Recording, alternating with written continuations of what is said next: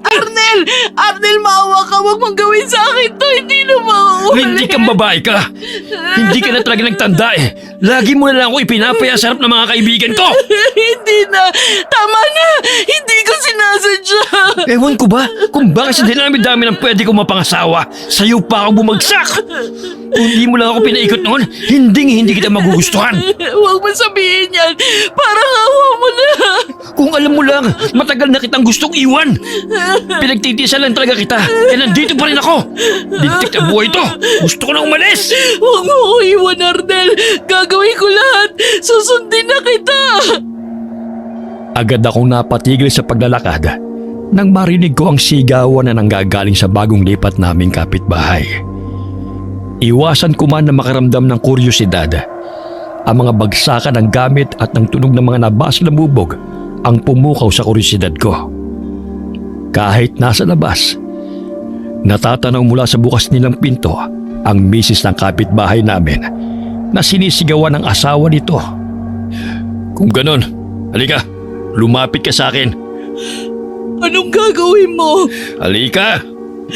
Arnel, huwag! Ayaw mong lumapit? Sasaktan mo ba ako? Hindi! Bakit naman kita sasaktan? Gusto lang kita makausap ng malapitan. Halika! Dito na lang! Sinabi na lumapit ka eh!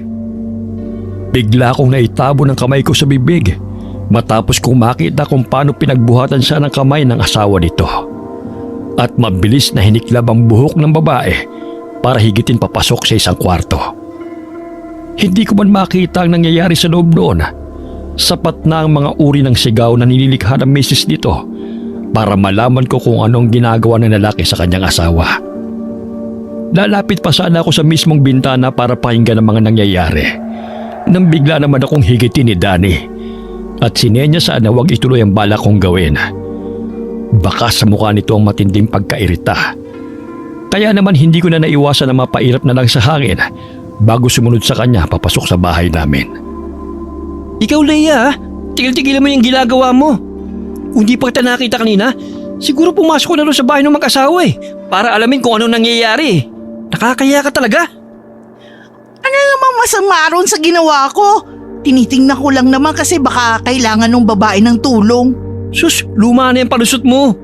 Ilang ulit mo nang sinabi sa akin yun pero ang totoo, wala ka naman talagang balak na tulungan yung babaeng yun eh. Kailangan mo lang talaga ng bagong chismis na may ikakwento sa mga kaibigan mo sa labas. Puro ka naman tamang hinala. Paano mo naman na siguro na hindi ko talaga tutulungan yung kapitbahay natin? Ha? Hindi ba't hinigit mo nga ako palis doon? Kaya hindi ko na iligtas yung babae. Seryoso ka ba talaga na gusto mong marinig yung sagot ko, ha? Sige, sabihin mo. Na totoo ang sinasabi ko. Kasi hindi naman talaga yung babaeng prioridad mo noong mga oras na yon. Magaling ka, di ba? Sige nga. Ano ba sa tingin mo ang prioridad ko? Chismis, Leia. Chismis. Talaga lang, ha? Bakit? Hindi ka ba chismosa? Ano ba? Inis ko siyang itinulak sa balikat bago ako tuloy-tuloy na dumiretso sa sala kung saan ko natagpuan ang kasambahay namin na si Chris. Abala ito sa panonood ng telebisyon at mukhang aliw na aliw sa teleserye na palagi niyang inaabangan. Saka nga lang ako nito napansin nang ipatong ko sa mismong harapan niya ang bayong ng mga pinamili naming pagkain mula sa palengke. Ate, nakauwi na pala kayo. Nakapagluto ka na ba ng almusal natin? Oho, nakahanda na din ho sa kusina. Kayo na lang ho talaga ang hinihintay. Mabuti naman. Nga pala, ilagay mo na sa ref tong mga binili namin at baka mahampok pa yung isda. Tawagin mo na din si Danny para makakain na tayo. Sige po, ate. Agad na rin kaming kumain ng mga oras na yon. Pero dahil nga sa narinig ko mula sa kapitbahay namin kanina, hindi ko napigilan na magtanong kay Chris habang nagsasandok ng pagkain. Siya kasing palaging naiiwan sa bahay sa tuwing isinasama ako ni Danny sa kanyang trabaho para bumisita minsan.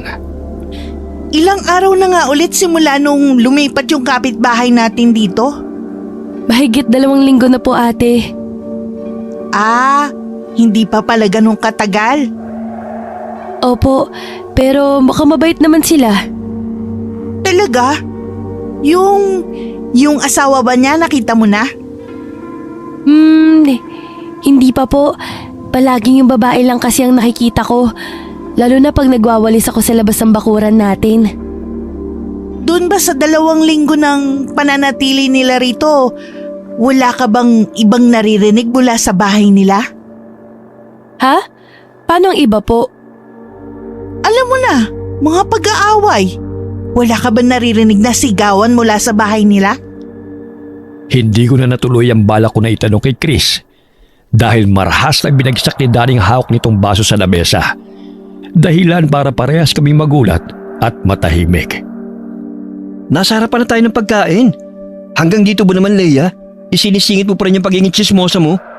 Pati itong si Chris, dinadamay mo pa. Mamaya dyan, magaya pa sa'yo yung bata. Mahiya ka naman. Ano bang chismis? Wala naman akong ginagawa nagtatanong lang ako. Kung tanong lang talaga yung ginagawa mo, pwes, mamaya mo na itanong. Hindi ka ba makapaghintay na matapos muna tayong kumain bago mo alamin ang buhay ng ibang tao? At ikaw naman, Chris, huwag mo nang suportahan yung ginagawa ng ate mo. Alam mo lang ang mali eh. Tapos sinasagot mo pa yung mga tanong niya. Pasensya na po, kuya. Sa susunod ha, kung hindi nyo talaga kayang tumigil sa ginagawa nyong yan, doon lang kayo sa labas ng bahay mag-uusap. Galit na tumayo ang asawa kong si Danny sa lamesa at binagtas ang daan papunta sa loob ng kwarto namin. Nanatili lang tuloy kaming tahimik ni Chris hanggang sa tuluyan na nitong may sarado ang pinto. Medyo nasanay na rin naman ako sa tuwing nagkakaganon si Danny. Simula kasi nang ikasal ako sa kanya, hindi talaga nito gusto sa tuwing nakikipag-usap ako tungkol sa buhay ng ibang tao. Sabi nga nito sa akin noon, tigilan ko na raw ang ginagawa ko dahil wala naman daw akong napapala sa ginagawa ko. Ang hindi niya maintindihan, kaligayahan ko na talaga ang makinig at magbahagi ng chismis sa ibang tao. Naiisip ko nga minsan na siguro tama si Danny nang sinabi niya na sakit ko na ito. Gaya ng sinasabi ko kanina, nakarinig ka na ba ng mga sigawan sa kabilang bahay? Ate, kakasabi lang sa atin ni Kuya Danny na tigilan na natin tong pag-uusap tungkol sa buhay ng ibang tao. Mamaya niyan marinig niya pa tayo eh. E di mas lalo siyang nagalit. Sus, wag mo na lang pansinin niyang si Danny. Tumatanda na kasi kaya ganun na lang kung mag-isip. Kinabukasan, tanghali na ako nagising at hindi ko na naabutan si Danny na umalis para pumasok sa trabaho. Wala naman akong ibang gagawin. Kaya naman naisip kong utusan si Chris na magluto ng merienda para sa amin. Matapos kumain, nagpalit lang ako ng duster ko at agad na ring lumabas dala-dalang pinggan na may lamang piniritong saging. Ate, saan ka pupunta? Diyan lang sa labas. Bakit dala niyo yung saging?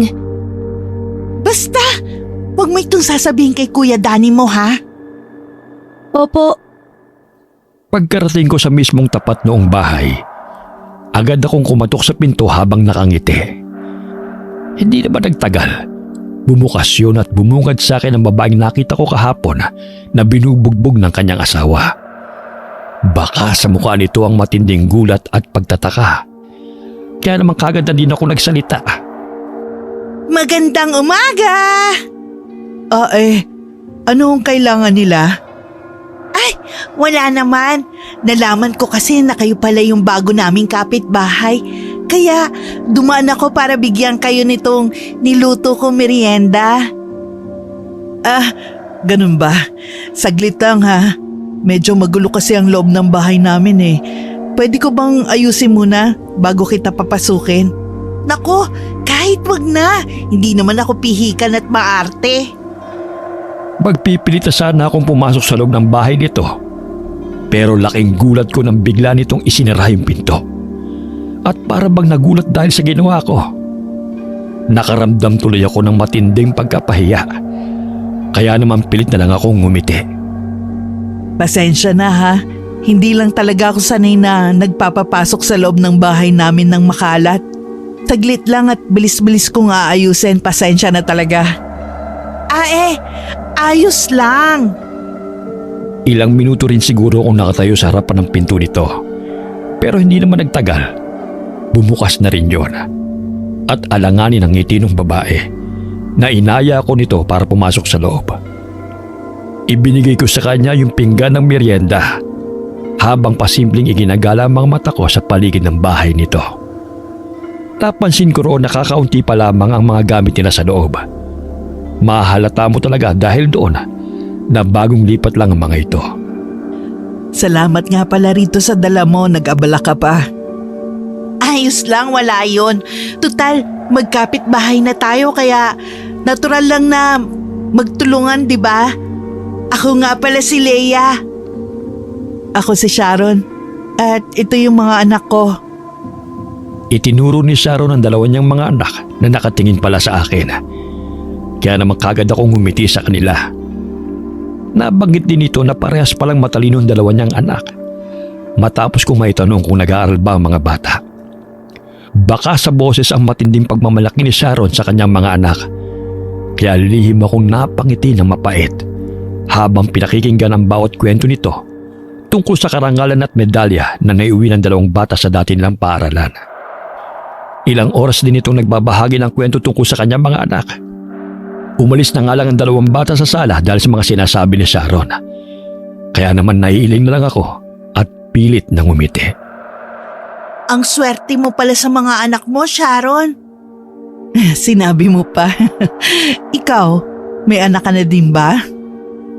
Bigla ko tuloy naalala ang mga nangyari sa amin ni Danny matapos yung mabanggit ni Sharon.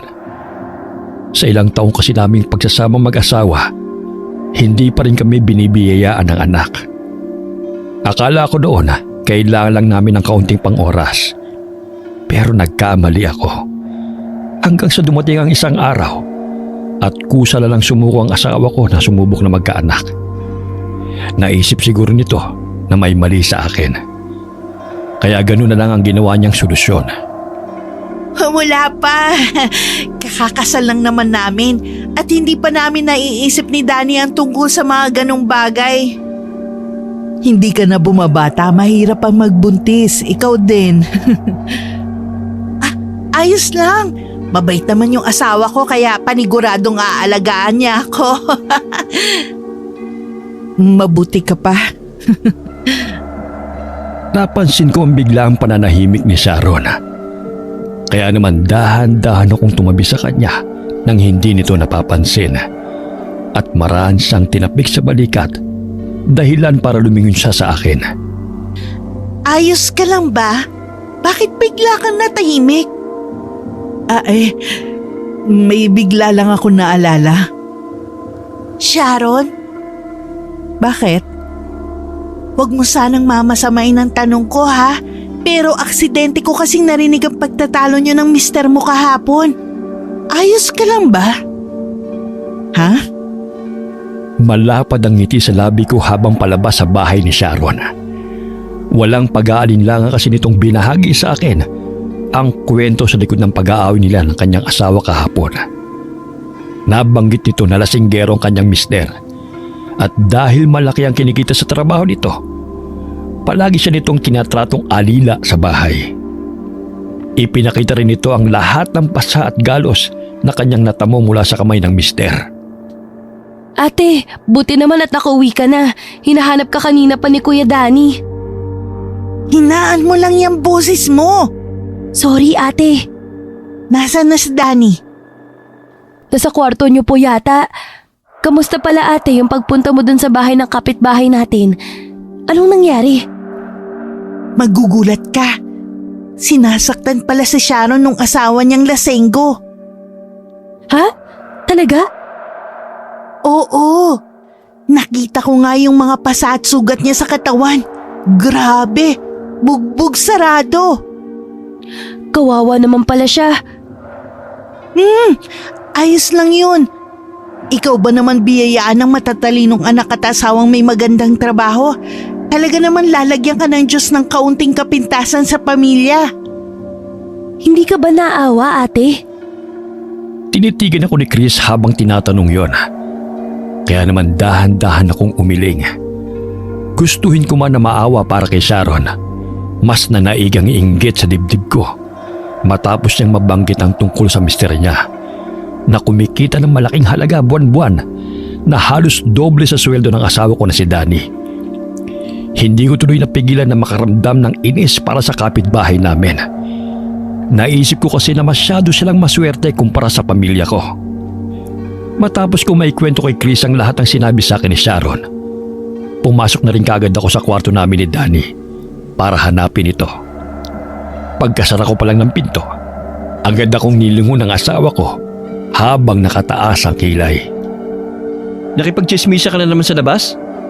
Hindi Leia! Magtrabaho ka na lang dyan. Baka sakaling lumaki din ang sweldo mo katulad ng asawa ng kapitbahay natin. Ano? Wala. Hindi na ako nagsalita pa at agad na rin lumabas ng kwarto. Iniiwasan ko rin na magkasalubong kami ni Danny. Kaya naman naisipan ko na talagang lumabas ng bahay at puntahan ng mga kaibigan ko. Hindi ko na nga rin napigilan na ikwento sa kanila ang mga napag-usapan namin ni Sharon. At gaya nga ng nasa isip ko, nagulat ang mga ito at tuwang-tuwa sa pakikinig. Adik nga sigurong asawa niya. Ewan ko ba rin sa babaeng yun at hindi na lang iwan. Kung ako sa kanya, isinumbong ko na yun sa pulis eh. Ate? Napalingon ako sa bukana ng bahay ng isa sa mga kaibigan ko matapos makita ko roon ang katulong namin na si Chris. Kumakhamot ito sa ulo at mukhang naiiya dahil sa pang-iistorbo niya sa akin. Pinapasundo na po kayo sa akin ni Kuya. Sabihin mo, susunod na lang ako. Pero kakain na raw po tayo ng hapunan. Hapunan na ba? Naku, hindi ko napansin ang oras. Mauna na ako sa inyo mga kumare ha. Hindi ko alam kung ilang oras ako nakipagkwentuhan sa kanila. Pero madilim na nga ang buong paligid matapos akong lumabas sa bahay ng kaibigan ko. Mabilis ang mga hakbang na binagtas ko ang daan papunta sa bahay kung saan kagad kong natanaw si Danny na nakasilip sa bintana at mukhang kanina pa naghihintay.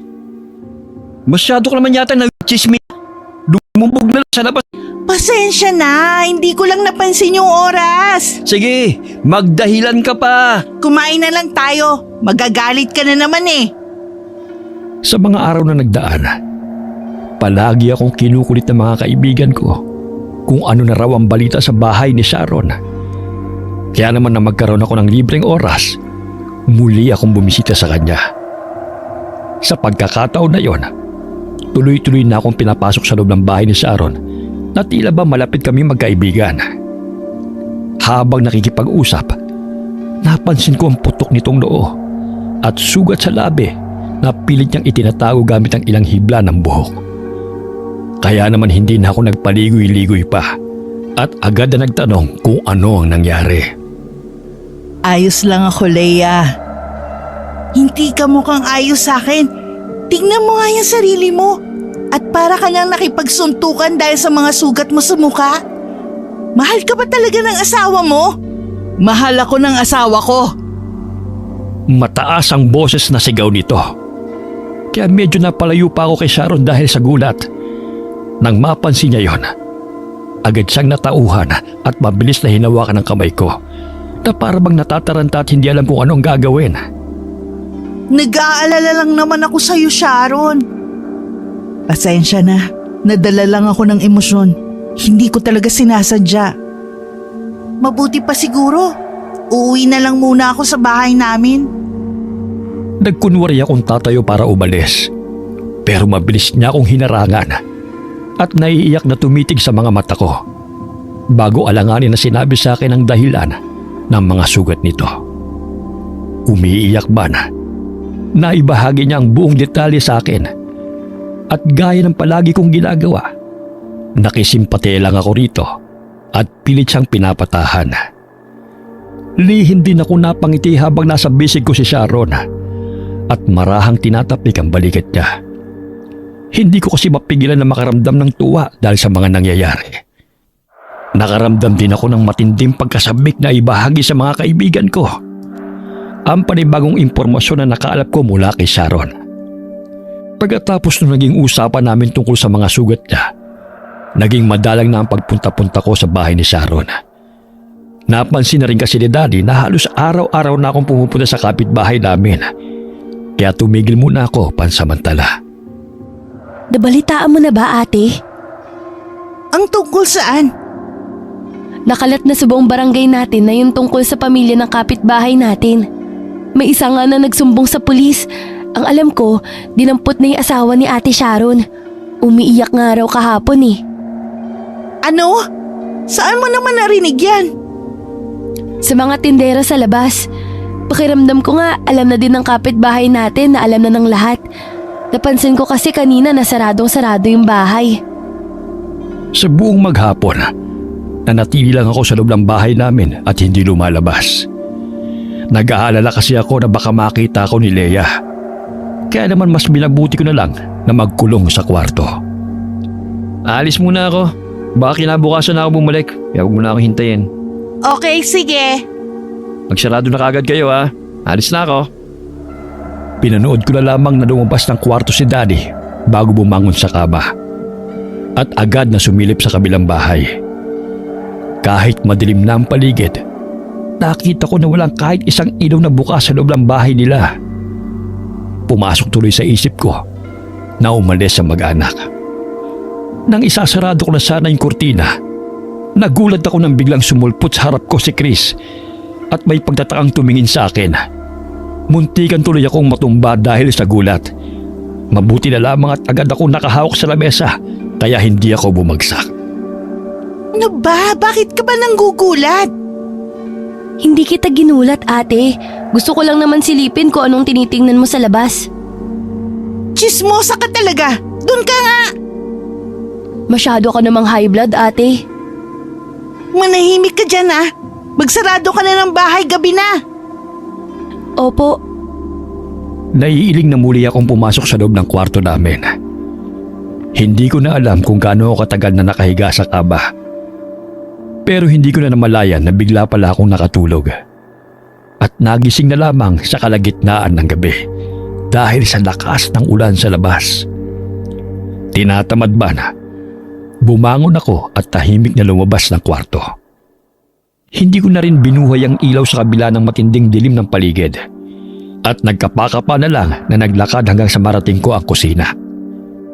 Bubuksan ko na sana ang pinto ng ref para kumuha ng tubig. Nang maaninag ko mula sa bintana ang isang anino na nakatayong tao.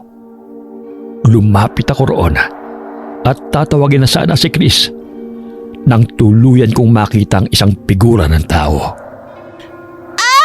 Chris! Chris, tulong! ate? Dahil malapit lang ang kwarto roon ng dalaga, agad niya akong narinig at lumabas ng kwarto. Narinig ko mula sa kanyang direksyon ang ilang ulit na pagtunog ng switch ng ilaw. Pero hindi yun gumana. Dahil na rin siguro sa lakas ng ulan sa labas, tuluyang nawalan ng kuryente. Chris! May tao! May tao nakapasok! Ah! Ate Leia! Madilim man ang buong paligid. Nakita ko mula sa kaunting liwanag na nagmumula sa mga kidlat sa labas ang isang malaking nilalang na nasa paanan ko. May mapupula yung mga mata at malalaking ngipin. Naging mabilis din ang lahat ng mga pangyayari. Napansin ko na lamang na tumatakbo na ako papalayo habang pilit na lumilingon para alamin kung may sumusunod pa rin ba sa akin. Aswang! Aswang! Ate!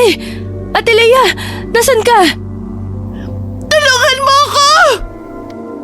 Takot na takot ako ng mga oras na yon. Mahina man pero dinig ko ang kakaibang tunog ng hayop na nasa likuran ko. Dahil na rin sa hindi ko makita yung dinadaanan, hindi na ako nagulat ng tuluyan akong bumagsak sa sahig. Noong mga pagkakataon na yon, tuluyan kong nakumpirma na merong ang nakapasok sa loob ng bahay namin dahil hindi nagtagal. Naramdaman ko ang isang malaking katawan na biglang umibabaw sa akin. Ate! Hindi kita makita! Wag! Lumayo ka sa akin! Layuan mo ako! Hindi ko man makita ang itsura nito sa dilim. Naramdaman ko ang mabalahibo nitong kamay na marahas na sumasakal sa leg ko. Naramdaman ko rin ang mainit na tubig na tumutulo sa mukha ko habang pilit na tinatanggal ang pagkakasakal nito sa akin. Huwag Huwag kang aalis sa kinatatayuan mo, ate. Hahanap ako ng ilaw, dyan ka lang. Huwag mo ko iwan, Chris! Tulungan mo ako! Sandali lang ako, ate. Hahanap lang ako ng kandila sa kwarto. Gusto kong maiyak ng mga oras na yon. Gamit ang natitira ko pang lakas, sinipa ko ang katawan ng aswang na nasa ibabaw ko at mabilis na tumakbo. Hindi ko alam kung saan pupunta, pero nagpatuloy lang ako sa pagtakbo habang sumisigaw. Dumagdag pa ang pagkirot ng iba't ibang parte ng katawan ko dahil sa hindi malamang dahilan. Akala ko kahit saglit, titigilan na ako ng hayop na humahabol sa akin. Pero hindi pa man tuluyang lumilipas ang 3 minuto. Muli kong naramdaman ang matatalas nitong mga kuko na lumulubog sa balat ko na malakas na nagpadaing sa akin. Aray! Ate, malapit na ako. Gusto ko mang tawagin si Chris para humingi ng tulong, pero nagulat ako nang biglang may tumabon sa bibig ko. At mabilis na hinigit ang katawan ko papunta sa hindi malamang direksyon ng bahay. Ilang ulit din na tumama ang ulo ko sa mga gamit at kahoy na aming nadaanan. Naramdaman ko na lang na may mainit na likidong umago sa noo ko. Kasunod ng pagkaramdam na matinding hilo. Chris, tulungan mo ko. Nasaan ka, Ate Lea? Sumigaw ka para mahanap kita. Nag-aalala na ako. Aray, layuan mo ko. Tama na. Habang sa panahon na nakahiga ako sa sahig at walang kalaban-laban, hindi ko alam kung gaano katagal na umatake sa akin yung nilalang bago ko naramdaman ang kusa nitong pagtigil sa pagkalmot sa tiyan at likod ko. Hindi nagtagal, narinig ko na lang ang umiiyak na boses ni Chris na paulit-ulit akong tinatawag hanggang maramdaman ko na lang ang unti-unting pag-angat ng katawan ko mula sa malamig na sahig. Nahihirapan man, iminulat ko yung mga mata ko para alamin kung ano bang nangyayari sa paligid. Doon ko na malaya na umaga na pala. Nakita ko rin si Chris na nasa tabi ko habang umiiyak at hawak ang isa kong kamay. Sa kabilang parte naman, nakita ko rin si Daddy na mukhang natataranta at hindi alam kung anong gagawin. Ano ba nangyari? Hindi ko po alam, kuya. Bigla na lang ho akong tinawag ni Ate Lea kanina.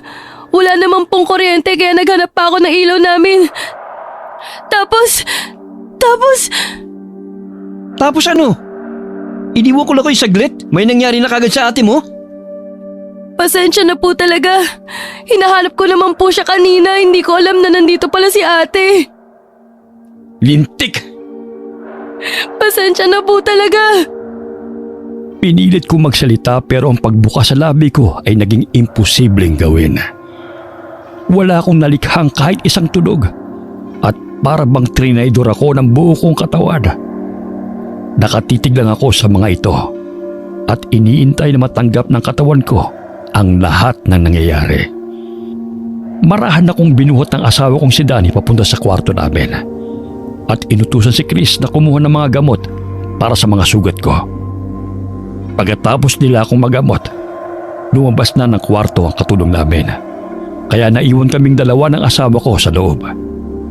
Ilang oras na naghari ang katahimikan sa aming dalawa bago ko dahan-dahang binuka ang bibig ko para magsalita.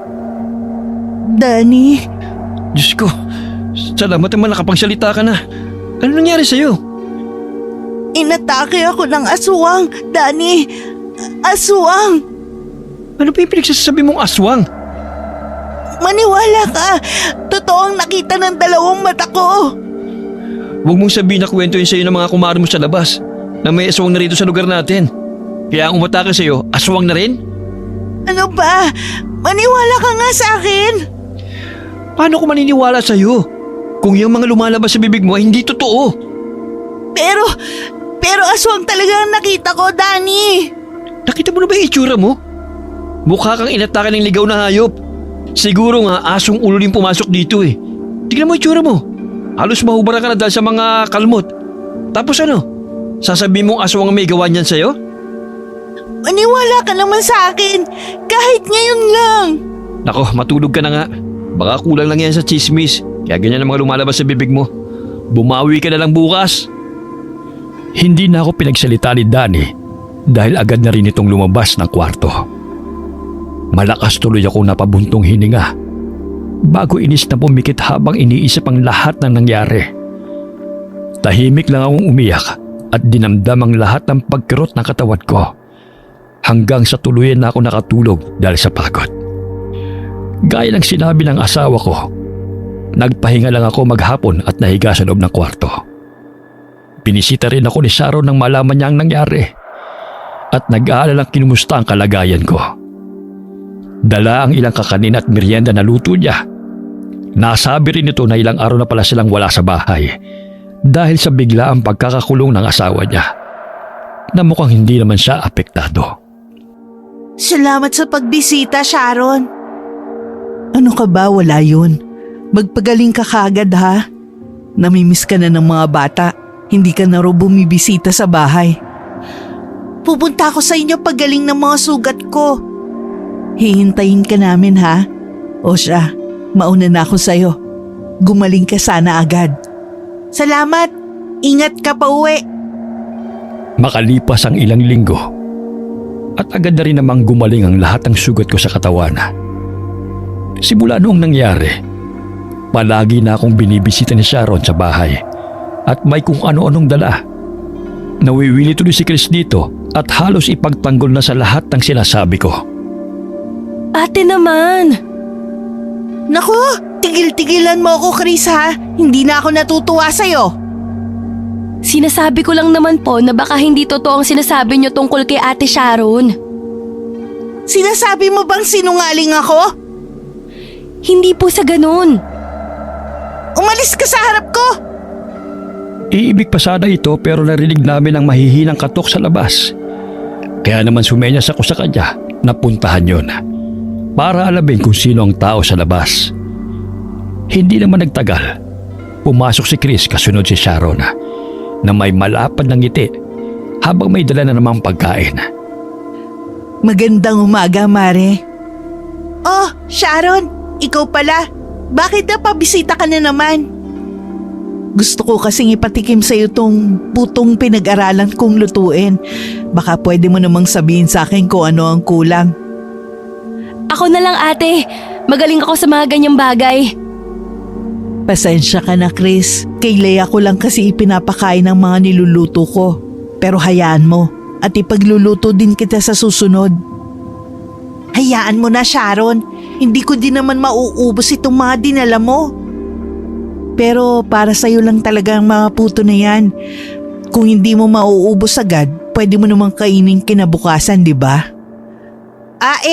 Oo naman. Salamat ulit sa merienda ha. Araw-araw mo na lang akong dinadalhan. Baka masanay ako niyan. Nakakahiya.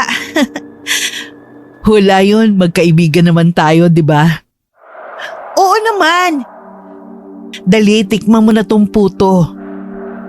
Napatitig ako sa mukha ni Sharon nang bigla na lang niyang isalpak sa bibig ko ang hawak niyang puto. May malapad itong ngiti na hindi ko maintindihan. Mababaka sa mukha nito ang matinding pagkasabik na matikman ko ang luto niyang merienda. Kaya hindi tuloy ako makaagal at dahan-dahang yunula yung pagkain habang may peking ngiti sa labi. Masarap! Talaga? Walang kulang? O dadagdagan ko pa? Hindi ko alam kung anong tinutukoy niya sa tanong na yon. Pero ang kaninang malapad ng ngiti ay biglang napalitan ng nakakatakot na ngisi. Kaya imbis na sumagot, dali-dali ko na lang iniwas ang mga mata ko sa kanya. Bakit ka nga pala nagluluto ng mga ganito? Gusto ko kasi magnegosyo gamit itong mga niluto kong merienda. At ikaw ang magiging taga-tikim ko. Ako? Bakit ako? Kaibigan kasi kita. Mabait na kaibigan. Lumipas sa mga araw at nasanay na lang ako sa madalas na pamamalagi ni Sharon sa loob ng bahay namin. Halos hindi na nga makabisita sa akin ang iba kong mga kaibigan dahil palagi itong nandoon. Hinahayaan ko na lang kasi kahit nainis ako sa pamilya ni Sharon, mabait naman siya. Dumaan ang gabi at abala si Chris sa pagbubuhat ng tubig sa banyo. Kaya naman ako na nagsarado ng lahat ng bintana at pinto sa bahay namin. Nang matapos, pumasok na din kaagad ako sa kwarto at agad na nilak ang pinto. Nag-aalala pa rin kasi ako na baka may bigla na namang pumasok doon. Matutulog na sana ako, pero narinig ko si Chris mula sa labas ng kwarto na kumakatok. Kaya naman inis akong bumangon at pinagbuksan siya ng pinto. Ano na naman? Wala po. Tinitingnan ko lang kung tulog na kayo. May sasabihin ka pa ba? Nasa kabilang kwarto lang po ko kung may kailangan kayo. Tumangulang ako at agad rin itong pinagsarhan. Nahiga ako sa kama at nagtalukbong ng kubot habang hinihintay na makaramdam ako ng antok. Pero dahil wala naman akong ginawa maghapon, ilang oras nang lumilipas, pero niyang pumikit at maghikab ay hindi ko man lang naramdaman. Babangon na sana ako para isarado yung bintana ng kwarto namin dahil sa lamig nang mapatigil ako sa paggalaw. Dahil sa mga kaluskos na nadidinig ko sa dingding ng aming kwarto. Parang may kumukutkot doon. Kaya naman pinakinggan ko munang maigi ang paligid bago ko napagdesisyonan na dahan-dahang lumapit at sumilip sa bintana. Pero wala naman akong nakita sa labas. Nang babalik na sana ako sa higaan, agad na nanlaki ang mga mata ko sa susunod kong nakita. Bigla akong natumba sa sahig at nanginginig ang tuhod na hinigit ang katawan ko papalayo sa parting yon. Kitang-kita ng dalawa kong mga mata ang isang itim na figura ng tao na gumagapang papalapit sa akin mula sa ibabaw ng kama. Katulad ng nilalang na nakita ko noon, may mga nanilisik din itong mga mata at mahahabang kuko. Ate! Buksan mo tong pinto! Anong nangyayari dyan sa loob? Rinig kong sigaw ni Chris. Kaya naman dali-dali akong tumayo at tinanggal ang kandado ng pinto para papasukin siya. Nang mabuksan, mariin kong ipinikit ang mga mata ko at agad na itinuro yung direksyon ng kama. Nakita mo? Nandyan pa! Ate, wala namang tao. Anong wala? Nakita ko may gumagapang dyan! May tao! Wala po talaga. Baka namalikmata lang kayo sa nakita. Ano ba? Meron nga! Inis kong iminulat ang mga mata ko. Pero gaya ng sinabi ni Chris, wala nga akong nakitang kahit na ano sa loob ng kwarto namin. Malakas lang ang mga tahol ng aso. Pero walang kahit isang tao nga talaga sa paligid bukod sa aming dalawa ni Chris. Nababaliw na ba ako? Ate, Lumabas ka ng kwarto ko! Labas! Pagkatapos nung gabing yon, naging sunod-sunod na ang mga naririnig at nakikita ko sa labas. Sa tuwing lumulubog ang araw, hindi lumilipas ang gabi na hindi ako nakakaramdam ng matinding takot. Hindi ko na lang din sinasabi sa dalawa kong kasama sa bahay ang mga kakatuwang bagay na nangyayari. Dahil sa tuwing tinatawag ko na sila, bigla namang nawawala ang mga nakikita ko sa dilim at sa loob ng kwarto. Ang akala ko, kung hindi ko papansinin ang mga nakikita ko, titigil din pag nagtagal. Pero hindi pa man lumilipas ang 4 na linggo na walang humpay na gabi na may nakikita ko sa paligid. Kinabukasan rin ay may nakitang kakaibang asawa ko sa akin. Ano nangyari sa'yo? Ha? Sabi ko kung ano nangyari sa'yo. Tulala ka na naman. Bakit? Ano nangyari sa akin? Aba, ewan ko sa'yo. Tumitingin ka pa ba sa salamin, Leia? Hindi mo man lang alam kung ano na nangyari sa katawan mo. Saglit nga! Tumayo ko mula sa lamesa at dali-daling tumakbo papasok sa kwarto namin kung saan may malaking salamin. Pagtapat ko pa lang doon, agad na itabon ko ang dalawa kong mga kamay sa bibig.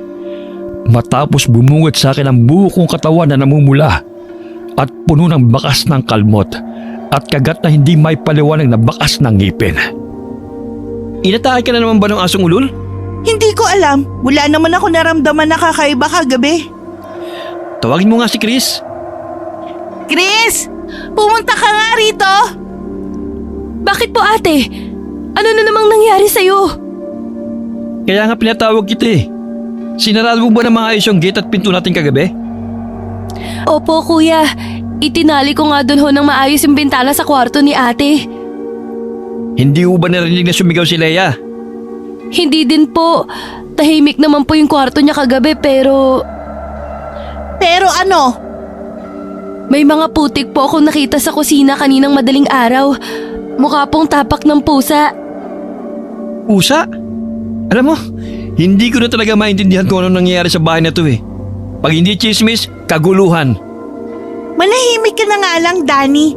Wala ka na ngang naitutulong kung ano-ano pang lumalabas dyan sa bunganga mo. Wala talaga. Naisip ko nga, baka karma mo na yung mga nangyayari sa'yo, Leia. Puro ka kasi chismis ng buhay ng ibang tao eh. Ano ba? Gamutin mo na yung mga sugat mo. Alis na ako. Yan! Umalis ka na. Mas mabuti na wala ka rito lagi sa bahay. Chris, Bakit po? isarado mo na maayos tong bahay ah. At pag sinabi kong maayos, ibig kong sabihin, maayos talaga. At nang hindi na kayo napapasok ng kung ano-anong hayop. Opo kuya. Sige na, alis na ako, Leia. Sa buong maghapon, naglinis lang ako ng buong bahay katulong si Chris. At pagpatak naman ng gabi, nagsarado na rin kagad kami ng bahay sa kanatulog. Kinaumagahan, maaga akong nagising dahil sa matinding init na nararamdaman ko sa katawan. Mabilis akong tumakbo papunta sa kusina at kumuha ng malamig na tubig sa ref. Pero sa pagbagsak ng tubig sa nanunuyong lalamunan ko, mas lalo akong nauhaw. Kumakalam na rin ang tiyan ko sa gutom. Pero hindi pa naman gising si Chris at wala pa itong naihahandang pagkain sa lamesa. Pinipigilan man ang sarili. Kumuha ako ng isang baunan sa ref at basta na lang binuksan yon. Doon, bumungad sa akin ang laman noong adobong karne. Kaya naman kagad ko yung isinalpak sa bibig ko at mabilis na nilunok.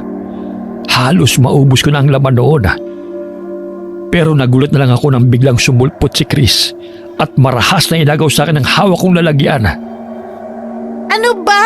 Akin na nga yan. Ate, bakit mo to kinakain? Bulok na po to. Anong bulok? Hindi pa naman ah. Bulok na to. Itatapon ko na nga sana to kahapon pero nakalimutan ko lang ilabas sa ref. Naku, mamaya niyan malason ka pa. Hindi mo ba naaamoy? Hindi. Akala ko ayos pa kaya kinain ko. Lagot na naman po ako nito kay kuya pag may nangyari sa inyo. Bakit niyo naman po ba kinain? Nagugutom ka na ba ate? Oo, akala ko tulog ka pa kaya naghanap na lang ako ng pagkain sa ref. Naku naman, dapat tinawag niyo po ako. Nagugutom na kasi ko kanina pa. Saglit lang ate pagluluto ko kayo. Pilitin niyo din pong isuka yung mga nakain yung karne kasi baka sumakit yung tiyan niyo mamaya. Base pa lang ho kasi rito sa natirang laman nitong baunan, marami kayong nakain. Sige, saglit lang. Nahihiya akong umalis sa kusina at bumalik sa kwarto para pilit na isuka yung mga nakain kong karne. Ngayon ko lang din napansin ang amoy ng laman ng baunan at doon ko lang nakumpirma na totoo nga ang sinasabi ng dalaga. Bulok na yung kinain ko. Bulok na bulok. Habang nakaharap sa lababo, pilit ko mang sinusundot ang lalamunan ko gamit ang daliri para dumuwal. Hindi pa rin talaga inilalabas ng katawan ko ang mga bagay na dapat nitong ilabas. Naluluha na lang ako pero wala talagang nangyayari. Kaya naman kahit nandidiri, nagmumug na lang ako at agad na rin lumabas. Ayos ka na ate? Oo, nakapagluto ka na ba? Opo, nakahanda na din yung lamesa kaya kumain na po tayo. Naupo kaming dalawa at bumungad sa akin ng napakaraming pagkain sa lamesa. Sinandukan ako ni Chris ng kanin at lalagyan na sana yun ng ulam. Pero kahit ako'y nagulat matapos kong agawin ang hawak nitong pinggan at ako na mismo ang naglagay ng mga kakainin ko. Napansin ko rin ang hindi makapaniwalang mukha ng dalaga. Pero binaliwala ko na lang ang lahat ng iyon dahil sa matinding gutom. Wow! Ang sarap! Kumain ka naman kagabi ate, pero bakit parang gutom na gutom ka na naman ata ngayon? Grabe pati ang tagaktak ng pawis mo. Okay ka lang ba? Ha? Oo naman. Gutom lang talaga ako. Gusto mo pa ba ng kanin? Ipagsasaing kita. Sige, sige! Tinitigan ako ni Chris bago ito dahan-dahang tumango at umalis para pumunta sa kusina. Noong araw na yon, akala ko matatanggal na yung gutom at uhaw na nararamdaman ko pag nakakain na ako ng marami. Pero hindi pa man lumilipas ang ilang oras simula nung kumain ako ng almusal. Agad ko na namang nararamdaman ng malakas na pagkalam ng sikmura ko. Nakatapat na rin ako sa 2 electric fan, pero hindi rin nun maibsan ang init sa buo kong katawan. Inis akong lumabas ng kwarto at pumunta sa banyo. Walang pagdadalawang isip, kinuha ko yung tabo na may lamang tubig at ibinuhos yun sa sarili ko. Inilublob ko rin ang mukha ko sa palanggana na may tubig at ilang ulit na nagbasa. Hindi ko maintindihan kung ano nangyayari sa akin noong mga oras na yon. Pero tumagal talaga ako sa loob ng banyo. Hindi naliligo, kundi nagbabasa. Ate, kanina pa po kayo dyan sa loob. Ayos lang po ba kayo? Oo! Saglit na lang ako rito.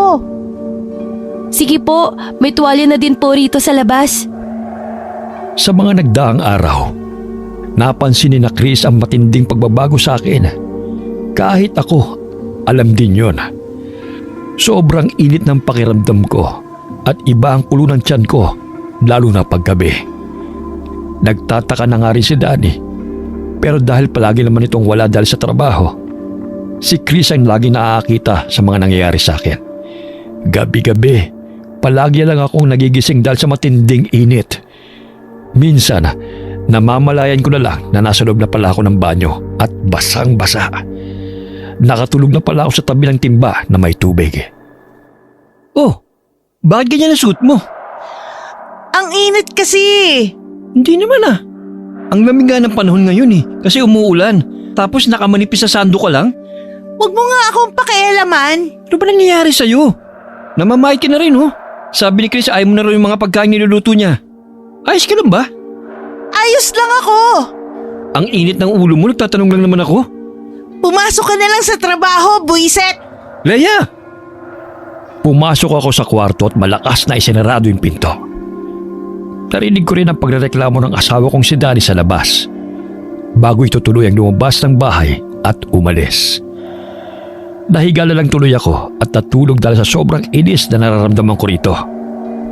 Sa kalagitnaan ng gabi, naalimpungatan ako dahil sa mainit na hangin na tumatama sa aking mukha. Dahan-dahan kong iminulat ang aking mga mata. Pero dahil madilim, tanging itim lang ng buong paligid ang bumungad sa akin.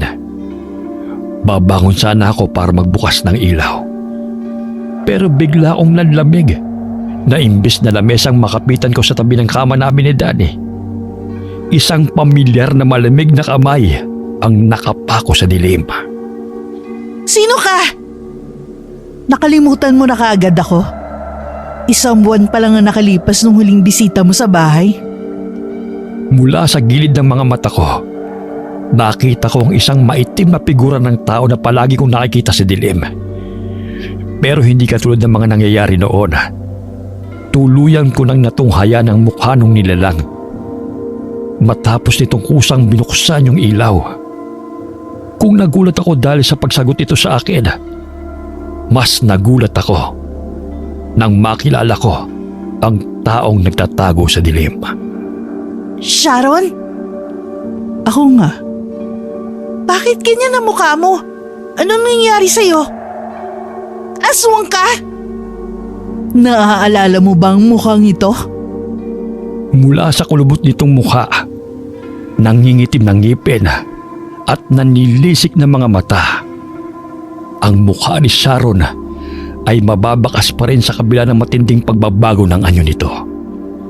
Doon ko lang din tuluyang napagtanto na ang nilalang na akala ko noon ay mga gawa-gawa lang ng isip ko ay totoo pala at buhay na buhay. Bigla tuloy pumasok sa isip ko kung ito rin ba ang nilalang na sumugod sa akin noong unang gabi bago magsimula ang lahat ng mga naririnig at nakikita ko. Ha? Ikaw? Ikaw bang sumugod sa akin? Tama, ako nga. Bakit mo to ginagawa sa akin? Wala akong ginagawang masama sa'yo! Naririnig mo ba ang mga sinasabi mo sa akin ngayon? Hindi ba't masama ang mga inggit na nararamdaman mo sa akin, Leia? Masama ang mga lumalabas dyan sa bibig mo sa tuwing ibinubuka mo yan. Lahat ng ginagawa mo na konektado sa akin at sa pamilya ko ay masama. Anong ginawa ko? Huwag ka nang magmaang-maangan pa dahil matagal ko nang alam. Akala mo siguro hindi nakakarating sa akin ang mga chismis na ipinapakalat mo tungkol sa akin at sa asawa ko. Pero dyan ka nagkakamali dahil alam ko lahat. Wala akong pinagkakalat! Yan! Kaya hindi ka pinaniniwalaan ng asawa mo dahil sinungaling ka! Bakit ba ayaw mong aminin, Leia, na puno ka ng inggit sa katawan at dahil hindi mo nakuha yung gusto mo, hahanap ka ng paraan na masira yung taong meron ng mga bagay na pinapangarap mo lang? Isa kang ipokrita, chismosa at manloloko! Sinira mong buhay ko, ang pamilya ko! Sharon? Noong mga oras na yun, agad akong nakaramdam ng matinding takot nang makita ko kung paano dahan-dahang lumiyab sa galit ang mga mata ng aming kapitbahay. Inilabas nito ang kanyang nangingitim na ngipin at matatalas na kuko bago dahan-dahan na naglakad papalapit sa akin. Hindi mo ko matatakbuhan, Leia.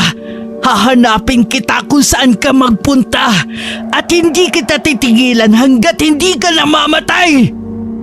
Ang mga katulad mo ay dapat binibigyan ng leksyon na habang buhay mong pagsisisihan. Bago ko pa man tuluyang matanggap sa sistema ko ang lahat ng sinabi ni Sharon, nanlaki na lang ang aking mga mata nang tuluyan na pala itong nakalapit sa akin.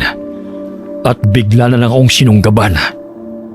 Naramdaman ko na lang mula sa ilalim ng tadyang ko ang marahas na pagpasok ng mahaba niyang kuko hanggang sa tuluyan ko na ngang maramdaman ang matinding kirot na ngayon ko lamang naramdaman. Nakita ko ang dahan-dahan ng pagpatak ng laway niya sa mukha ko na pilit kong iniwasan. Pero marahas na hinawakan niya ang mukha ko at madiin ang kapit na iniharap niya ako sa kanya. Hindi ko na nagawa pang umiwas ng maramdaman ko na tumulo na nga ang mainit niyang laway sa pisngi ko. Bibigyan kita ng regalo na hindi mo matatanggihan. Wag! Parang awa mo na! Tuluyan na nanlamig ang buo kong katawan nang bigla niyang ibuka ang bibig ko. At tuloy-tuloy na tumulo sa loob ng bunganga ko ang lahat ng laway na lumalabas sa kanya. Pilit man akong umiwas at umalis sa kapit niya. Para bang nangimi ang buo kong katawan na naging resulta ng pagiging paralisado noon sa buong nangyayari. Ang tanging nagawa ko na lang ng mga oras na yon ay ang dahan-dahang pumikit habang mahinang umiiyak. Leia! Leia! Leia, gumising ka! Leia! Humahangos na napabangon ako sa kama matapos kong marinig ang sunod-sunod na tawag sa akin ni Danny. Nang matauhan, agad kong inilibot sa buong paligid ang mga mata ko para hanapin si Sharon. Pero ang tanging bumungad sa akin ay ang asawa ko na nakakunutang noo at mukhang alalang-alala. Danny, umalis na tayo rito! Aswang si Sharon! Ano ba pinagsasabi mo? Nananaginip ka pa rin ba? Maniwala ka sa akin! Aswang ang kapitbahay natin, Danny! Umalis na tayo rito! Lumipat na tayo ng bahay! Tumira tayo sa malayong lugar kung saan hindi niya tayo masusundan! Ano ba? Hindi kita maintindihan eh. Kung ano-ano sinasabi mo. Totoong sinasabi ko! Panaginip lang yan. Maniwala ka sa akin! Manahimik ka na nga. Puro ka kasinungalingan eh. Lumabas si Danny sa kwarto namin. Kaya naman inis akong naghilamos ng mukha at nagulat na lang ako nang maramdaman na basa ang aking mukha. Hindi sa pawis, kundi sa kakaibang likido. Nagkaroon tuloy ako ng pagdadalawang isip kung totoo ba ang lahat o panaginip lang talaga, tulad ng sinabi ng asawa ko. Kinabukasan, hindi ko kinausap si Danny pagkatapos ng pag-aaway naming dalawa. Pinilit ko siyang iniwasan na naging madali lang namang gawin dahil palagi naman siyang umaalis para pumasok sa trabaho. Matulog ka na. Sige po, magpahinga na din po kayo mamaya. Oo, ako nang bahala na magsarado sa bahay. Pagpasok sa kwarto ni Chris, agad akong tumakbo papunta sa banyo at nagbuhos ng tubig sa katawan. Paglubog na paglubog pa lang kasi ng araw, nakaramdam na ako ng kakaibang nangyayari sa katawan ko. Kaya naman pinilit ko talaga na patulugin na kagad ang kasambahay namin para hindi nito makita ang nangyayari. Hindi ko rin alam kung bakit, pero para bang magliliyab ang buo kong katawan ng gabing yun. Kahit ilang beses na akong nagbuhos ng malamig na tubig sa katawan, hindi matanggal ang init na nararamdaman ko. Hanggang sa namalayan ko na nga lang na naglalakad na pala ako papalabas ng bahay. Nasa tapat pa lang ako ng pinto nang bigla kong marinig si Chris na nagtatawag. Kaya mabilis akong lumingon. Bakit? Saan po kayo pupunta? Ha? Wala. Isasarado ko lang sana itong gate natin. Akala ko po kasi lalabas kayo ng bahay na ganyan ang itsura. Basang-basa ka kaya, ate? Hindi. Nagbuhos lang ako kanina kasi maliligo na sana ako. Tapos naalala ko na hindi ko pa pala nasasarado itong gate. Kaya dali-dali muna akong lumabas. Ganun po ba? Oo nga pala. Bakit gising ka pa? Narinig ko po kasi na bukas yung gripo natin sa banyo, kaya bumangon muna ako para isara. Tapos, nakita ko nga po kayo rito. Magpahinga ka na. Sige po ate, matutulog na ako. Hinintay ko muna na pumasok sa loob si Chris at patayin niya yung ilaw ng kwarto niya bago ko muling binuksan yung gate at dali-daling tumakbo papalabas. Hindi ko maintindihan kung bakit ko yun ginagawa. Kusa na lang na naglakad ang mga pako papunta sa madilim na bahagi ng kalsada.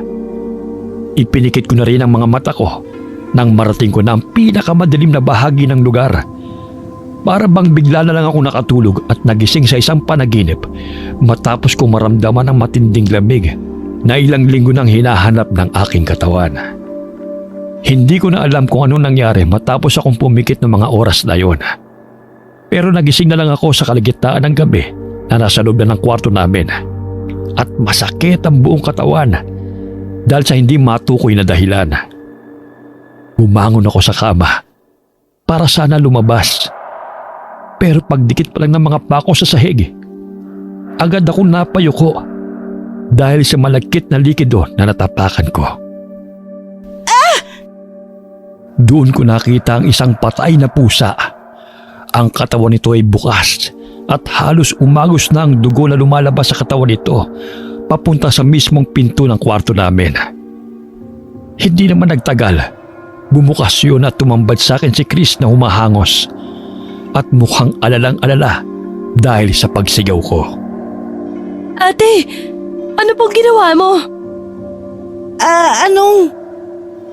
Dahil katapat ng salamin ang higaan namin ni Danny, nanlaki ang mga mata ko matapos kong makita ang sarili kong refleksyon na napupuno ng dugo ang katawan. Mula sa bibig, pababa sa leg ko, hanggang sa laylayan ng damit ko ay may bakas ng dugo. Ate, Ano nangyayari sa akin? Hindi ako may gawa nito. kumalma po kayo. Baka may pumasok lang na hayop o di kaya naman ho ay... Baka na lahat to ni Sharon. Humanda siya sa akin. Ate! Saan ka pupunta? Sa kabila ng itsura ko ng mga panahon na yon, mabilis akong tumakbo papalabas at pinuntahan ang bahay ni Sharon. Wala na akong pake kung alanganin na ang oras. Pero desidido talaga ako nakatukin ang bahay niya dahil sa matinding galit na aking nararamdaman. Sharon! Lumabas ka dyan! Harapin mo ko! Sharon! Lintik kang aswang ka! Anong ginawa mo sa akin? Ate! Tama na po! Nakakaya sa kapitbahay natin! Sharon! Ano ba? Lumabas ka dyan! Ate Leia! Umuwi na po tayo! Lumabas kang aswang ka! Anong ginawa mo sa akin at nagkaganito ko? Hindi ko na napigilan na kalampagin ang pinto ng bahay niya nang walang sumagot sa akin. Pero hindi naman nagtagal. Bumukas ang pinto ng bahay ni Sharon. Kaya tuloy-tuloy ako roong pumasok. Leia, ano nangyayari sa'yo? May problema ba? Pasensya na po talaga. Uuwi na din po kami ni ate. Huwag ka na magmaang-maangan pa. Alam ko na ang sikreto mo. Isa kang aswang. Ano bang pinagsasabi mo dyan? Anong aswang? Hindi ako aswang. Umamin ka! Anong ginawa mo sa akin? Hindi kita maintindihan, Leia. Hindi ko alam kung tungkol saan yung mga tinatanong mo sa akin. Aswang ka! Ano ba? Umamin ka na kasi! Anong ginawa mo sa akin? Hindi ko alam ang tinutukoy mo. Umalis na kayo rito bago pa ako magreklamo sa barangay. Ate, tara na po. Umalis na tayo rito. Aswang! Hindi ko alam kung ano nangyari sa'yo pero sa tingin ko, tama lang na maranasan mo yan. Bago tumalikod at isara yung pinto ng bahay niya, nakita ko ang pasimpleng pagngisi nito sa akin. Kaya naman hindi ko na napigilan ang sarili na dumampot ng isang vase na malapit sa lamesa at walang pag-aalinlangan na ibinato yun sa kanyang ulo. Hayop ka! Ate, wag! Nakita ko kung paano tumama yun sa kanya at biglang napayuko si Sharon na agad naman dinaluhan ni Chris para tulungan. Aray! Dito lang po kayo. Hahanap ako ng sasakyan. Kailangan niyo pong madala sa ospital. Pinanood ko kung paano mabilis na tumakbo ang aming kasambahay paalis. Kaya naiwan kaming dalawa ni Sharon sa tapat ng bahay nito. Nanatiling nakayuko ang babae ng ilang minuto. Pero tumigil na yon sa pagdaing ng sugat niya. Kaya naman bala ko na sanang umalis nang mapansin ko ang dahan-dahan nitong pagtayo mula sa sahig. Nanlamig ang buo kong katawan at biglang bumilis ang tibok ng puso ko nang makita ko sa sahig ang anino ni Sharon na unti-unting nagbabago. Nang humarap sa akin ang babae, doon ko lang nakumpirma na totoo nga ang nakita kong pagbabago sa anino nito. Dahil bumungad sa akin ang itsura ng aswang na nagpakita sa akin sa panaginip. Natahimik ka ata, Leia. Hindi ba't ito ang gusto mong ipakita ko? Ito na! Titigan mo ulit! Titigan mo hanggang sa tumatak ang buo kong pagkatao sa katawan at isip mo! Ang tapang na ipinapakita ko rito kanina ay bigla na lamang naglaho. Naistatwa ako sa kinatatayuan ko kanina at hindi ko nagawang tumakbo matapos itong dahan-dahang lumapit sa akin. Anong ginawa mo sa akin? Bakit? Hindi mo ba nagustuhan ng regalo ko sa'yo? Tanggalin mo kung ano man ang binigay mo sa akin, Sharon! Tanggalin? Biyaya ang ipinagkaloob ko sa'yo, Leia! Biyaya! Nakita ko kung paano lumapad ang ngiti ni Sharon bago niya biglang inilabas ang nakakadiri nitong dila at ilang ulit na binasa yung labi niya na parabang takam na takam. Tatakbo na sana ako mapalabas ng bahay nito. Pero nagulat ako nang biglang itinunok niya ang pinto at mabilis na isinara. Palabasin mo ko rito! Hindi ka na makakalabas ng buhay dito! Nang walang sinasayang na oras, malakas akong sumigaw para sana gisingin ang mga anak ni Sharon. Pero pagpasok ko sa isang kwarto, walang kahit isang tao sa loob ng bahay nito bukod sa aming dalawa. Bumilis ang tibok ng puso ko at pilit na nagtago sa ilalim ng kaba. Pero malakas akong napatili nang maramdaman ang magaspang na kamay ni Sharon sa paahan ko na pilit na hinihigit.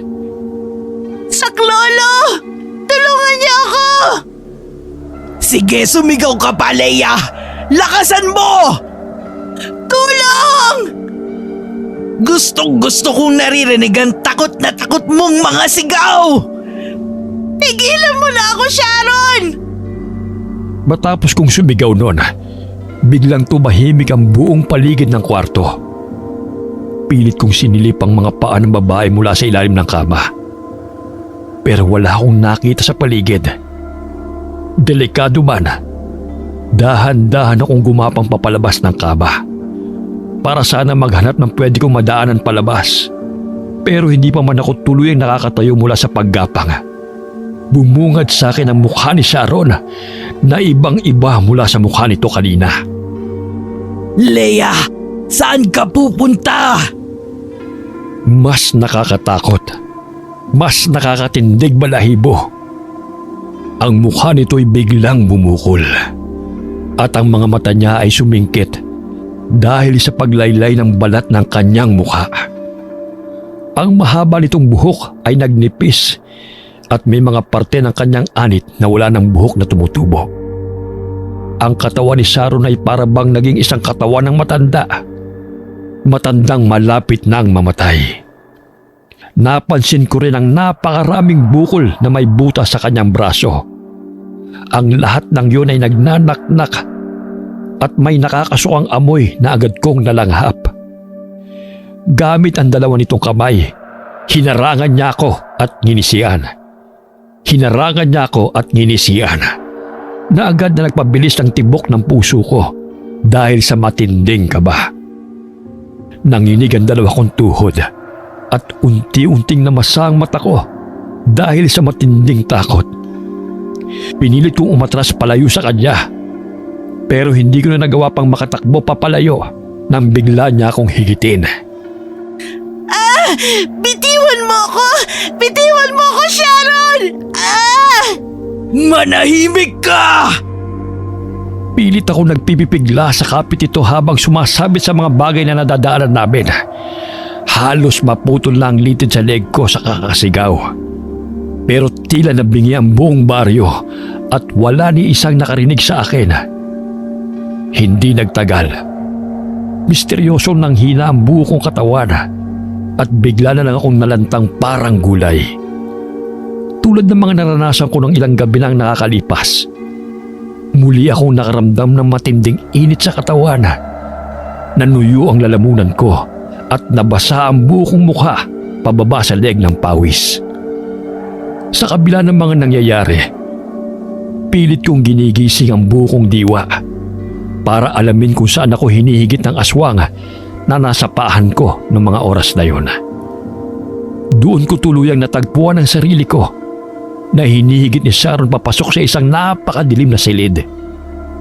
Sa apat na sulok ng kwarto na yon, kapansin-pansin ang mga bagay na nakakabit sa mga dingding nito. Mga bungo ng tao. Anong bang nangyayari sa akin, Sharon? Nahihirapan na akong huminga. Senyales lang yan na malapit ka na. Anong ibig mong sabihin? Malapit ka na maging isang katulad ko.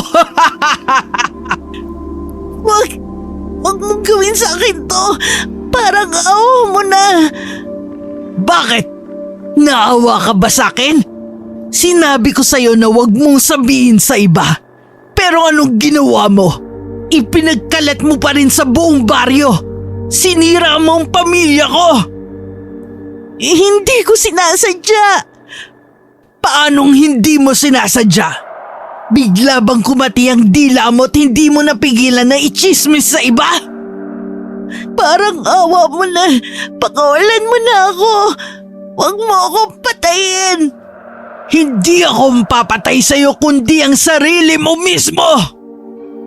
Mula sa lamesa, dumampot ito ng kung anong bagay doon at ilang ulit na dinilaan at binulungan bago siya dahan-dahang lumapit sa sahig na kinahihigaan ko. Hindi ko man makita ng maayos. Sa amoy pa lang ng bagay na kapit nito, alam ko na kagad na isa yung karne. Gusto ko mang umiwas pero marahas niya ang hinawakan ng leeg ko at sinakal gamit lang ng isang kamay. Namamanhid na ang mukha at ulo ko dahil sa kakulangan ng hangin. Pero gamit ang natitira kong lakas, nagsisisigaw ako ng tulong habang pilit na inilalayo ang mukha ko mula kay Sharon. Habang ayaw tanggapin ng sistema ko ang karneng kapit niya, ang amoy na kumakalat sa loob ng kwarto ang bigla na lang bumuhay sa kakaibang enerhiya na nagtatago sa aking kalamnan na kahit ako mismo ay nagulat nang makaramdam ako ng gutom dahil sa kapit niya. Kainin mo na! Huwag mo nang pigilan ang sarili mo, Leia! Alam kong alam mong gusto din ng katawan mo ang karning hawak ko ngayon! Huwag mong labanan ang nararamdaman mong yan! Ayoko! Tulong! Tulungan niyo ako, mga kapitbahay! Walang ibang makakarinig sa'yo rito. Mapapaos ka lang ng kasisigaw. Wala pa ring darating para iligtas ka mula sa akin.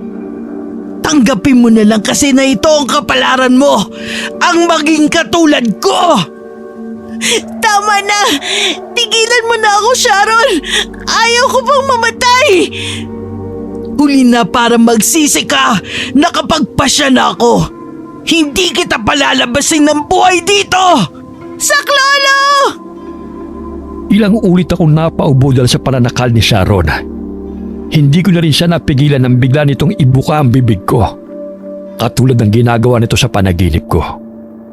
Pero hindi katulad ng nangyari doon. Ramdam na ramdam ko na talaga na totoo ang lahat ng ginagawa ni Sharon. Ang malamig at nangangamoy nitong kamay na pilit na ibinubuka ang pangako. Dahan-dahang tumulo ang mga luha ko sa pisngi nang tuluyan nang naipasok ni Sharon ang karne sa loob ng aking bibig. Pilit ko mang iniluluwa yun. Ang kakaibang enerhiya na kanina ko pa pinipigilan ang siyang kumukontrol sa buo kong katawan. At namalayan ko na lamang na parang gutom na gutom akong hayop na kinakain ng hilaw na nagdurugo pang karne na isinubo ni Sharon. Ganyan nga ubusin mo, Leia!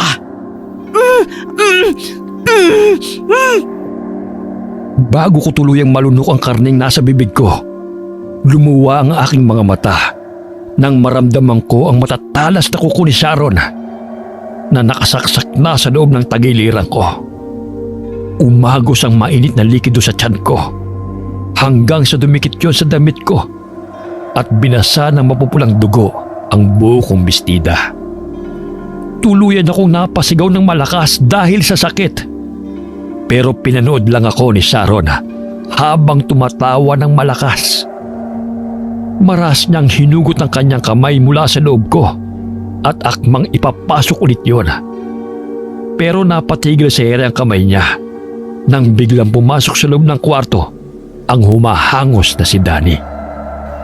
Bitiwan mo ang asawa ko! Danny, tulungan mo ako! Nanlalabo man ang mga mata.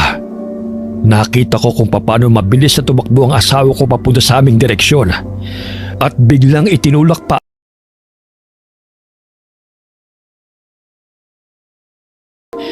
na mukhang hindi pa nakakabawi sa matinding gulat. Dinaluhan ako ni Danny at agad na binuhat. Pero hindi pa man tuluyang umangat ang katawan ko mula sa sahig na nababasa na rin sa sarili kong dugo. Sumugod si Sharon at inilabas niya ang matatalas nitong pangil.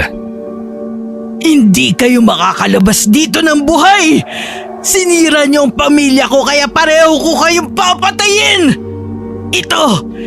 Ito ang hatol ko sa asawa mong tsismosa! Wag!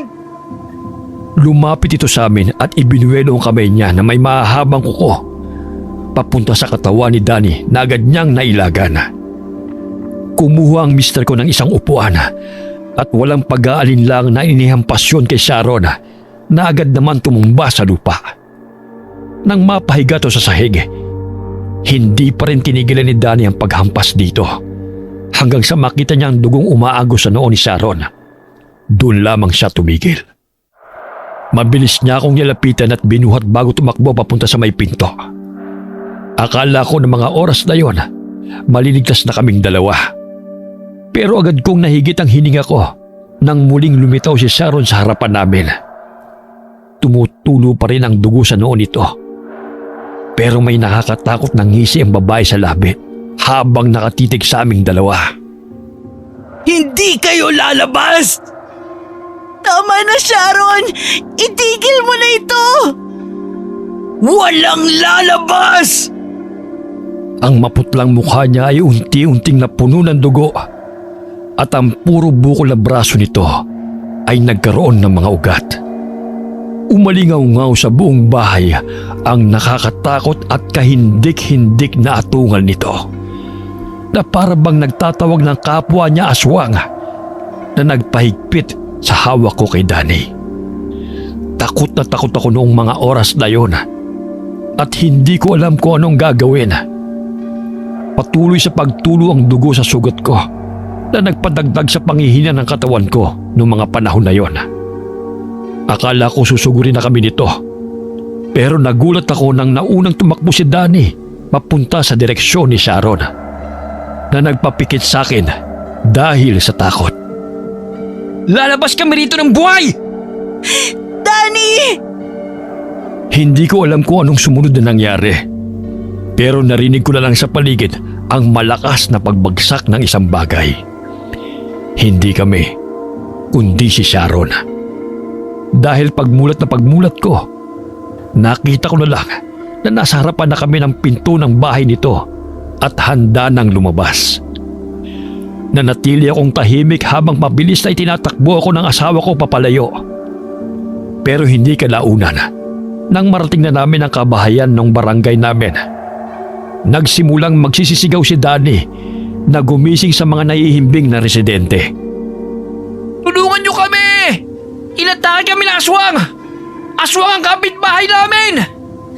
Tulong! Akala ko hindi gaganang ginagawang pagsigaw namin. Pero nagulat ako na magsilabasan sa bahay ang mga tao. Dala ang kani-kanilang gasera at itak. Nang makita kami nito, agad na tumungo ang mga tao at walang salisalitang sinugot ang direksyon kung saan nakatayo ang bahay ni Sharon. Noong mga oras na yon, gustuhin ko manglingunin kung anong gagawin ng mga tao. Pero ang kirot na nararamdaman ko sa tagiliran ay hindi ko na nagawa pang indahin. At tuluyan akong nawala ng malay sa bisig ng asawa kong si Danny. Hindi ako sigurado kung gaano katagal o kahaba ang tulog na ginawa ko. Pero nagising na lang ako sa loob ng isang hindi pamilyar na kwarto. Baliwanag na ang buong paligid at mukhang tanghaliang tapat na. Inilibot ko ang mga mata ko sa paligid hanggang sa mapatigil yon sa kasambahay namin na biglang nagbukas ang pinto ng kwartong kinaroroonan ko. Dala ang isang palanggana na may lamang tubig. Ate? Kuya! May malay na po si Ate Leia! Chris, Buti naman nagising ka na. nasan tayo? Nasa bahay tayo ni nanay. Dito kita dinala dahil mas ligtas tayo rito laban sa mga katulad ni Sharon. Delikado na masalinan tayo ng laway niya. Kumusta palang pakiramdam mo? Medyo nauuhaw ako. Chris, ikuha mo nga sila na mainom sa labas. Sige po! Pagkalabas ng kasambahay namin, agad na hinawakan ko ang kamay ni Danny para kunin ang atensyon nito. Tumingin siya sa akin at matagal na nanahimik. Kaya naman alanganin kong ibinuka ang labi ko at sinabi ang bagay na kagad na pumasok sa isip ko matapos niyang mabanggit ang tungkol kay Sharon. Bakit? May problema ba? Natatakot ako, Danny. Tama na. Ligtas na tayo. Hindi ka na malalapitan ni Sharon. Danny, hinalina na din yata niya ako ng pagkaaswang. Magiging aswang na din yata ako. Ha? Anong ibig mong sabihin? Ito ang parusa niya sa ginawa ko. Ibinahagi ko kay Daddy ang lahat na nangyari kasama ang plano ni Sharon na gawin din akong aswang. Napansin ko ang pagkadisgusto nito sa mga ginawa ko, pero hindi na lang umimik si Daddy at nanatiling nakikinig sa bawat detalye ng kwento ko. Ihingi tayo ng tulong kay nanay. Magaling na albularyo si nanay. Panigurado matutulungan niya tayo matanggal ang anumang ginawa sa'yo ni Sharon. Paano kung hindi? Mapapagaling ka niya. Ilang buwan kaming nanatili sa poder ng nanay ni Daddy. Sa bawat oras na lumipas, hindi ako hinayaan ng asawa ko na tuluyang matulad kay Sharon. Iginapag niya ang paghahanap ng mga sari-saring halamang gamot at bato na pinapahanap sa kanya ng nanay niya. Mahirap, masakit, at matagal. Pero hinabaan namin ang aming pasensya at hinintay na dumating ang araw na tuluyan akong gumaling. Hindi man namin sigurado kung kailan o kung gagaling ba talaga ako. Pero nagtiwala kami mag-asawa sa kakayanan ng albularyo. Hanggang sa dumating ang isang araw na hindi namin inaasahan. Narinig ninyo? Pwede na tayong umuwi, magaling na ako. Masaya po ako para sa'yo, ate. Salamat sa Diyos. Magaling na ako. O sige na, mag-impake na kayo. Aalis na tayo mamaya. Hindi na kami nagpatumpik-tumpik pa at agad na rin kaming nagbiyahe pabalik sa aming bayan. Pagtigil pa lang ng sasakyan sa harapan ng bahay namin, agad na bumungad sa amin ang bahay ni Sharon na naabo na at tanging simentong dingding na lang nito ang natira. Hala, anong nangyari? Sabi ng mga kabarangay natin, sinunog daw nila ang bahay na yan para hindi na raw bumalik dito yung pamilya nila. Anong nangyari kay Sharon? Nakatakas daw. Pero huwag ka mag-alala. Hindi na tayo mababalikan niya dahil nilagyan ka ni nanay ng pangontra laban sa aswang. Ligtas na tayo rito. Sa madaling salita, matapos nung lahat na nangyari, hindi ko na muling nabanggit ang tungkol sa kapitbahay namin. Iniwasan ko na din na magkwento sa mga kaibigan ko. Ginusto ko na lang na ilan ang lahat ng oras ko sa bahay. Ginusto ko magbagong buhay pagkatapos ng karma na aking hinarap nung taon na yon. Nakita ng lahat ang pagbabago at pagsisisi sa aking mga mata sa ginawa ko noon kay Sharon. Hindi nagtagal, nagbunga ang palagi kong pananatili sa loob ng bahay kasama si Danny. Kaya minabuti kong tuluyan ng magbago para sa ikabubuti ng lahat.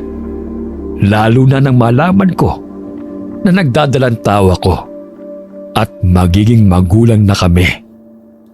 Wakas.